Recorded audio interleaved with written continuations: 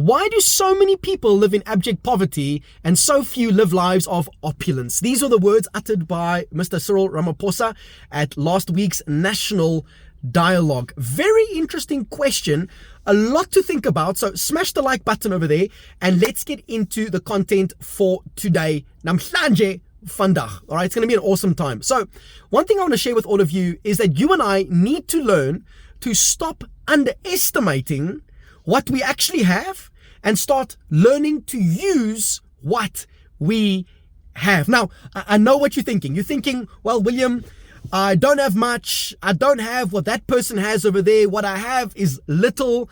However, I submit to you that both abundance as well as lack are ultimately areas of focus. And could it possibly be that the thing that you lack is not actually opportunities or money or resources or whatever else you think you lack?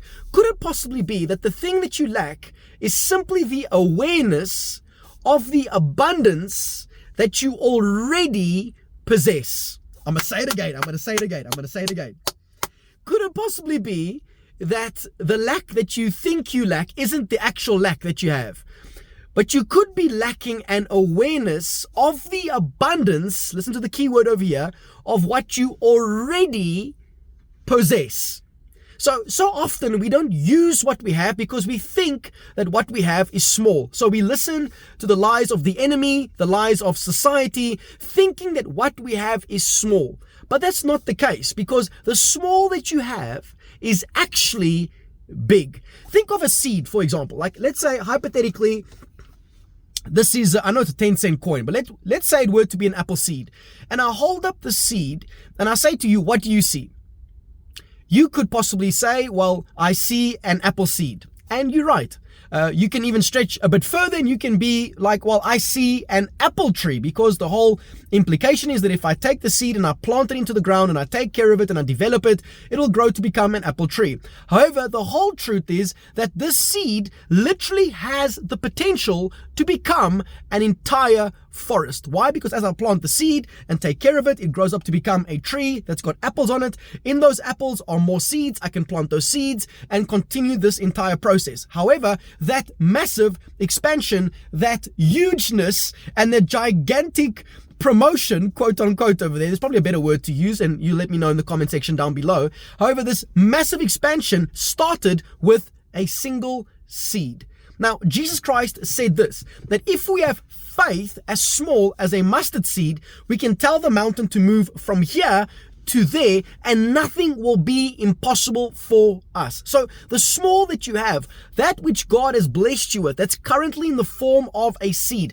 I know it might seem small, but champ, I'm telling you that inside of that small is big. So a couple of things. Number one, I need you as well as myself to, number one, understand what we have. So take stock of what you have. Like, for example, I know that you're blessed because you got a mouth and you got a tongue and you can speak, all right? And you can record what you say on a video and post it on these multi-billion-dollar platforms like YouTube as well as TikTok, etc. And to get your message out there and to be a blessing to the people and to serve the people. So you got a mouth.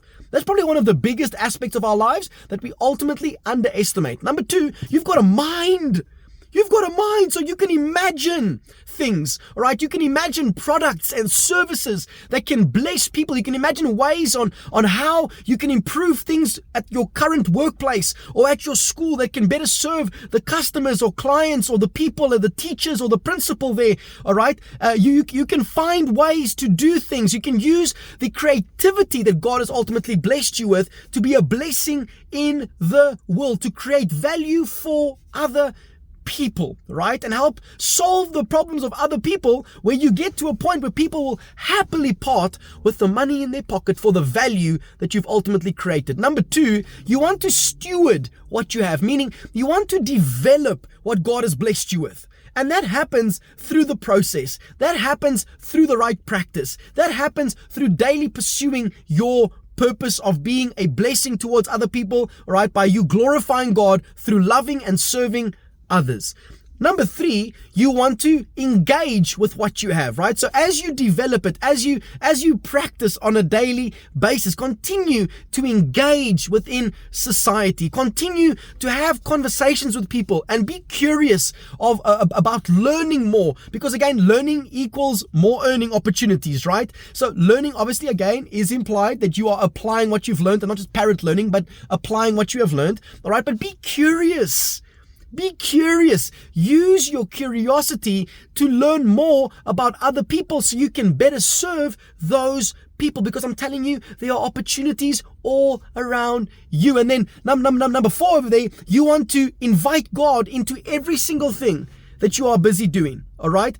In fact, what you want to be doing is you want to invite God into your will. You want to say, I don't want my will to be done, but I want God's will to be done within my life. Lord, I'm inviting you in to every area of my life. I'm inviting you into the small that you've given untowards me, because how many of you know that whole story of the 5 loaves and the 2 fish with Jesus Christ? He multiplied the 5 loaves and the 2 fish. It seemed small to feed such a big crowd of people, but the food multiplied, right? The disciples gave it to Jesus. They invited him in, and he absolutely rocked the game, and there was multiplication that took place. So invite God in. Don't keep him out.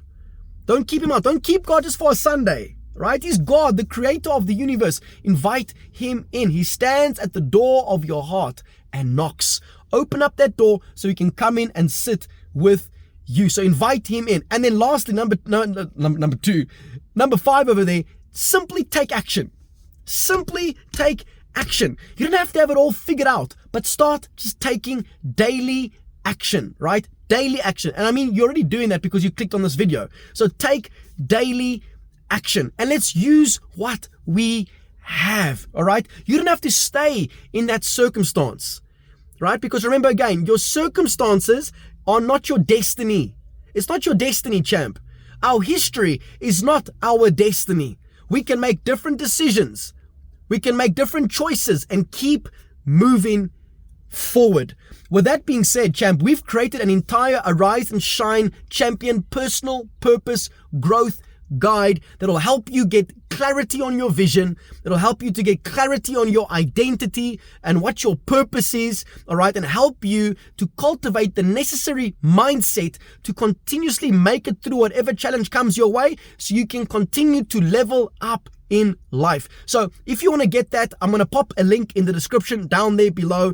Go and get yourself a copy today, all right, and get stuck into the process. It's going to be an awesome time. Thank you again for watching, or thank you rather for watching this particular video. Hopefully it's been helpful. If it has been helpful, one more request that I have: share this video far and wide, all right? Let me know in the comment section if there's any particular video you want me to do next. We'd love to dive into some really interesting topics, so let me know. But may you be blessed in everything that you do. Use what you have. What you have matters, and the small that you have is actually big. Thank you for watching. Just know today, namhlanje, today, your voice matters.